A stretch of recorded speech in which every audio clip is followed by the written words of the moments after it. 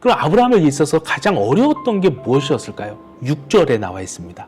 아브라함이 그 땅을 지나 세겜 땅 모래 상수리 나무에 이르니 그때에 가나안 사람이 그 땅에 거주하였더라. 가나안 땅에 이미 누군가 살고 있는 거예요. 거주자가 있는 겁니다. 하나님은 가라고 명령을 하셨는데 거기 가기만 한다면 내가 복이 될 거라고 약속을 해주셨는데 그 약속은 사실 눈에 보이지가 않는 약속일 뿐이에요. 그런데 그 실제 눈에 보이는 건 뭐냐면 그 자리를 이미 차지하고 있는 이 가나안 사람들이라는 거예요. 이게 그에게 있어서 가장 힘든 거였다는 겁니다. 그래서 그가 어떻게 하냐면요, 이제 이때부터 방랑 생활을 합니다. 그가 원래 장막 생활을 했다는 얘기는 이전에 없거든요.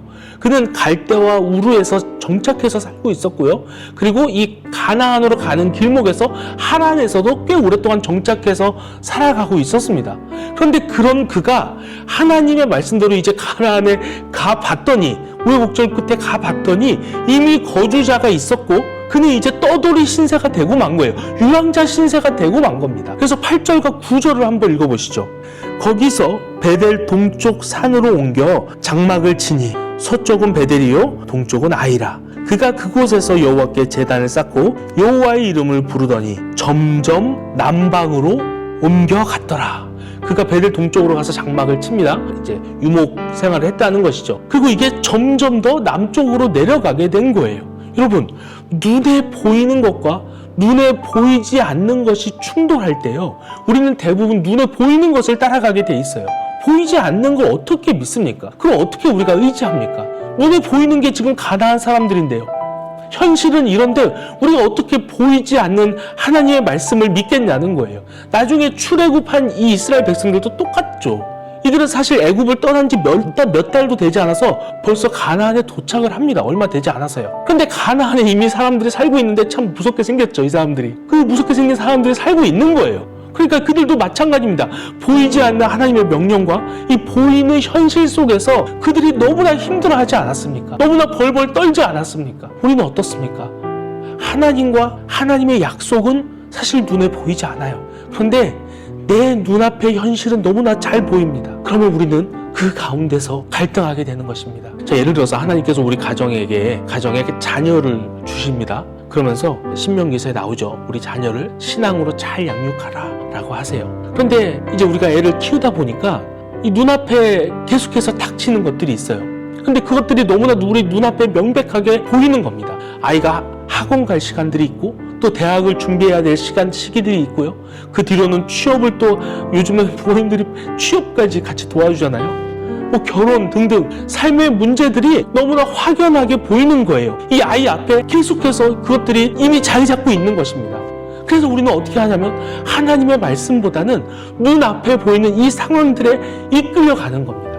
하나님의 말씀에 순종하기보다는 이 현실성, 이 부분에서 우리는 너무나 어려워하는 것입니다. 자, 그런데 여러분, 아브라함이 여기서 어떻게 했는지를 한번 보시죠. 가나안 땅에 딱 갔는데 가나안 거주민들이 있는 것을 보고 나서 이 아브라함이 한 행동을 보시죠. 7절을 읽겠습니다. 여호와께서 아브라함에게 나타나 이르시되 내가 이 땅을 내 자손에게 주리라 하신지라. 자기에게 나타나신 여호와께 그가 그곳에서 제단을 쌓고, 지금 가나안 사람들이 앞에 있는 걸 봤잖아요. 그런데 이 아브라함에게 하나님께서 똑같은 약속을 더 주시는 거예요. 자, 봐라, 이 땅을 네게 주겠다. 그러니까 이런 인지 부조화를 일으키는 이 상황에서 아브라함이 어떻게 합니까? 제단을 쌓고 하나님을 예배합니다. 순종하겠다는 표현이에요. 그리고는 조용히 그 자리에서 물러나는 겁니다. 히브리서 저자는요, 정확하게 이 점을 아브라함의 순종이라고 이야기합니다. 물론 갈대아 우르를 떠나 가나안까지 간 것도 순종이지만 더 구체적으로 히브리서 저자는 이 부분을 지적을 합니다. 자, 제가 읽어볼게요.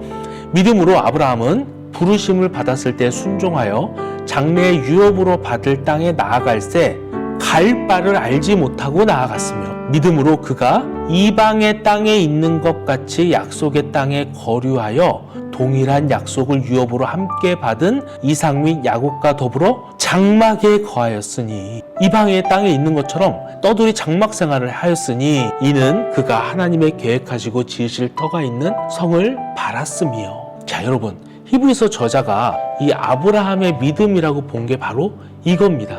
8절에서 보면은 어디로 가야 할지 모르면서도 간 것, 그리고 이 9절에서 보면은 이미 그가 이방인처럼 이 땅에서 지금 장막을 치고 여기저기 다녀야 했던 것, 그럼에도 불구하고 그가 이것에 순종한 것을 이야기하고 있는 것입니다.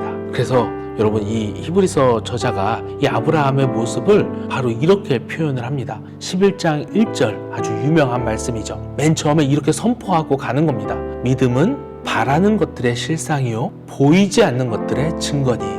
영어로 가져왔습니다. Certain of what we do not see. 우리가 보지 못하는 것들에 대한 확신, 그것이 바로 믿음이다 라고 이야기를 하는 것입니다. 우리가 못 보는 것에 대한 확신, 그것이 바로 믿음이다 라고 히브리서 저자가 아브라함을 보면서 우리에게 알려주는 겁니다. 여러분, 우리의 순종은요 바로 이러한 순종이어야 한다는 거예요. 보이는 가나안 민족 앞에서 보이지 않는 하나님의 말씀에 대한 확신, 이것이 바로 우리가 해야 할 순종이고, 이것을 성경은 믿음이라고 부르는 것입니다.